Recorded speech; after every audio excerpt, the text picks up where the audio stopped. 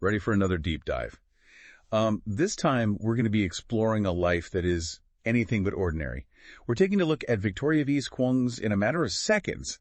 And I gotta say, this is so much more than just a typical biography. No, not at all. It's a journey, really. Yeah. A journey of identity, spirituality, and some really, really unexpected turns. I was surprised. I was too. Like, I knew, we both read the book, but like, wow. I know, right? I think what's so fascinating about this book is, she uses her personal experiences, right, to kind of explore these like big universal themes. Yeah. Right. This idea of belonging, the search for meaning, the courage to like really forge your own path. It's inspiring. Yeah, and she doesn't hold back. I mean, imagine being the only Black child in your community. I know. In 1970s Spain, that was her reality.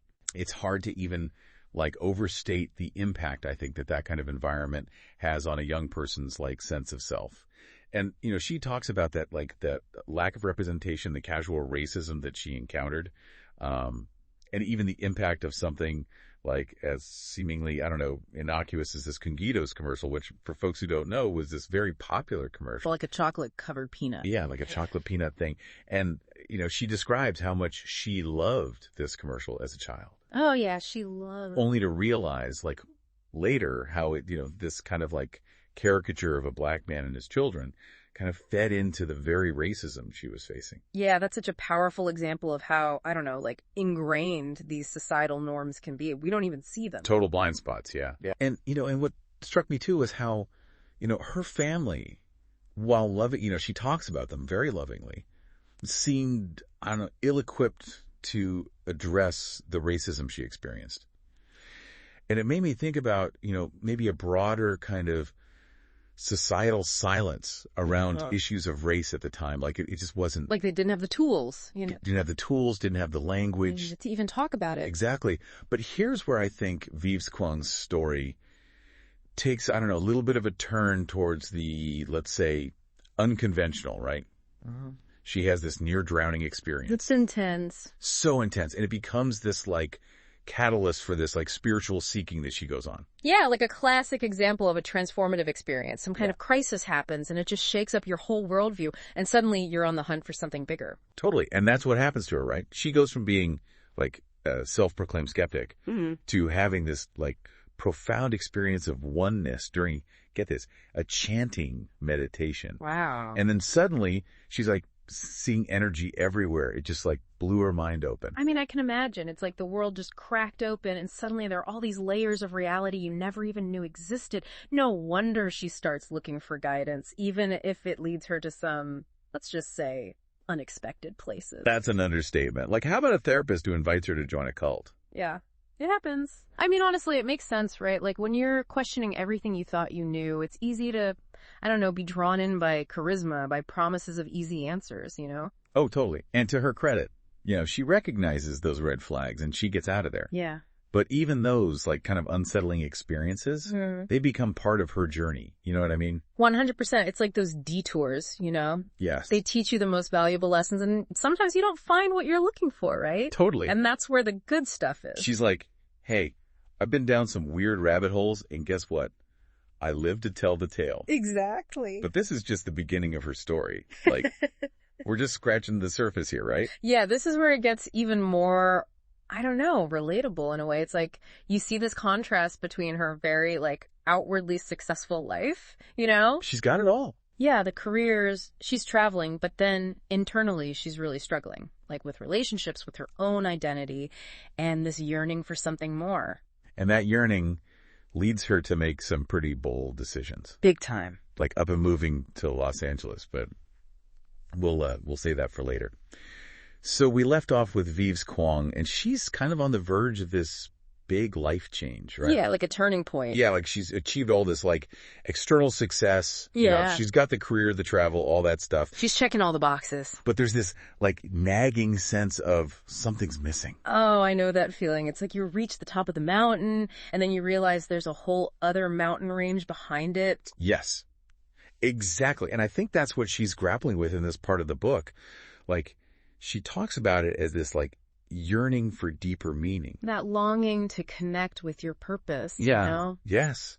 And it's interesting, right? Because that yearning it like plays out in her relationships too, especially with Joe. Oh, Joe.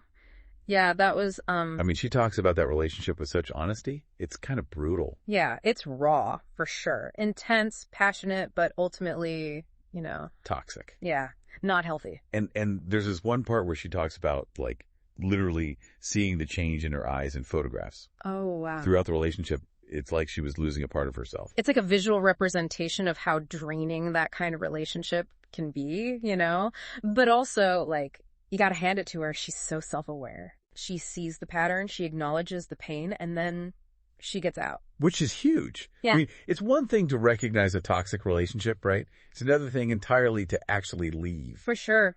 It's hard. It's hard. And she doesn't just like walk away, she throws herself into her passions, like music, singing. She even ends up, get this, opening for Alaska. No way. Her childhood idol. Yes. Like, talk about a validation of your journey. The universe was like, keep going, you're on the right path. Exactly. And then comes the move to Los Angeles. And it's not just a change of scenery, it's like symbolic. Totally. It represents this like internal shift she's going through, Yeah. This open-mindedness. Yeah, she talks about feeling a sense of belonging in LA that she just never experienced before. And it makes sense, right? Like LA, it's got this, I don't know, this acceptance of different ways of being, and that really resonated with her. Totally. And it's in Los Angeles that she really just like dives headfirst into this whole spiritual exploration thing. Like, she's studying metaphysics, she's training to be a healer, the whole 9 yards. She's going for it. It's like she's putting together a puzzle, like taking all these different pieces from all these different traditions and trying to find what fits. Yeah. But even with all this, like, growth, she's still, like, real about the fact that she's working through things. Yeah. Especially when it comes to, like, romantic relationships. Which is, it's real. Personal growth isn't linear, right? Yeah. It's messy. There are setbacks. There are false starts, It's all part of the journey. So true. And you know what I love about her is that sometimes, like, the most profound insights come from, like, the most random places. Like, she has this whole epiphany while watching The Matrix Reloaded. Only her. Seriously, though, she finds wisdom everywhere, from ancient spiritual texts to, like you said, Hollywood blockbusters. Right. It's like, stay open to inspiration wherever you find it. Exactly. And for her, The Matrix, it becomes this symbol of breaking free from these, like, limitations, stepping in to your power. It even inspires her to start learning martial arts. Which, like, metaphorically, it makes sense, right? Learning to fight for yourself, to defend your boundaries, to move through the world with more confidence. I love it. Yes. And ultimately, it's that inner strength that allows her to make this, like, really difficult decision to leave a relationship that's no longer serving her. Even though it's painful, she chooses herself. That's a powerful message right there. Sometimes walking away is the bravest, most loving thing we can do for ourselves and for the other person too. So true. But she doesn't just walk away empty-handed, Throughout everything, she's been developing this, like, framework. She calls them the 4 keys to freedom. I'm intrigued. Tell me more about these keys. Okay, so buckle up, because I think there's a lot we can all learn from these, no matter where we are on our own journeys. Yeah. Okay, so these 4 keys to freedom, it's not like some, magic formula or anything, right? Right, exactly. It's not like do these 4 things and boom, you're free. She's not saying that at all. She presents them more as like guideposts, those little signs you see along a trail. Okay. Yeah, to help you find your way. And what I really appreciate is that she emphasizes over and over again, there's no one right path. Right. It's about like what works for you. What resonates with your own experiences, your own goals. It's very individualized. Which, I mean, that makes sense, right? Yeah. Given her story, like, she's taken these insights from all over the place. Yeah. Spirituality, relationships, even pop culture. Like, she's open to it all. Exactly. It's about being a student of life, like always learning, always growing, no matter where that learning comes from. Yeah, and so the first key, right? Embrace who you are. It's kind of like the foundation, isn't it? Like, you got to start with self-acceptance. Yeah, 100%. Like, you can't transform what you don't accept. Right. Totally. And she talks about how, growing up as the only Black child in her environment, she didn't even have the language to understand her own identity. Right. And it was through, like, all her experiences, good and bad, that she really came to embrace who she was. Yeah. And that embrace, that self-acceptance, it's like it unlocks the next key, which is unveil your reality. Ooh, I like that. Right. Like, once you can see yourself clearly, then you can start to see the world more clearly. Okay, so it's about expanding your awareness, kind of realizing there's more to life than what's right in front of you. That's it. And I think this is where her spiritual exploration really comes in, the meditation, the energy work, even that whole interesting encounter with the Rosicrucian therapist. Yeah, it's like she's trying everything. She's searching for those deeper truths, about herself, about the universe. And what's important here is that it's not about like blindly following someone else's rules. Right. She walked away from that cult. Exactly. It's about engaging in your own exploration, asking your own questions, and being open to, maybe some unexpected answers. Okay, so that brings us to the third key, the root path. And this one really spoke to me. I don't know about you, but it's about understanding how our past, like our family dynamics, our childhood experiences, even like societal norms, they've all shaped who we are today. 100%. It's about recognizing those patterns, those beliefs that we've inherited that might not be serving us anymore. And the key here, I think, is that it's not about blaming anyone. Right. It's about understanding. And then, having the awareness to choose a different path if that's what you need. So powerful. And then the final key, know thyself. I mean, it sounds so simple. Right, but it's probably the most challenging one, don't you think? Oh, for sure. It's like, okay, so beyond the roles I play, beyond, the labels, who am I, really? Exactly. What are your values? What are your motivations, your deepest desires? And then having the courage, to actually live in alignment with those things. Even when it's hard. Especially when it's hard. So, okay, we've talked a lot about Vives Khuong, her story, these 4 keys to freedom, but like, what does it all mean for us listening? Like, why should we care? That's the $1 million question, right?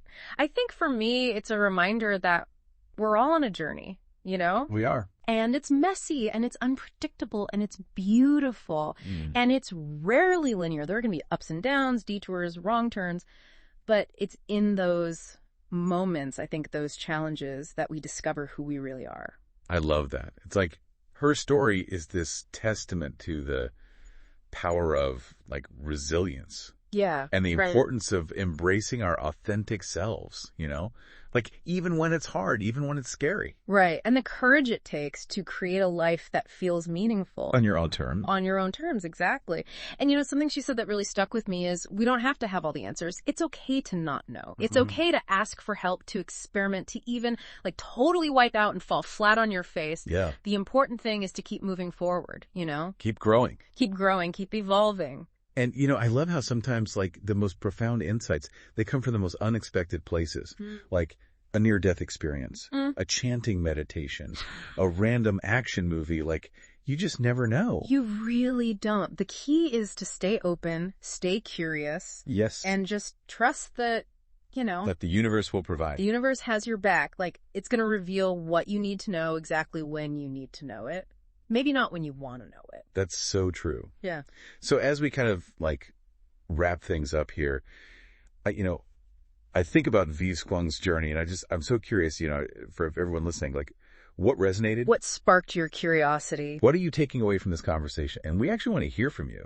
Like if you could ask Vives Khuong one question, just one, about her journey, her experiences, what would it be? What's bubbling up for you after this deep dive?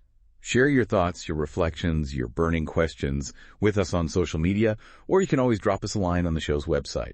Until next time, keep exploring, keep questioning, and keep diving deep.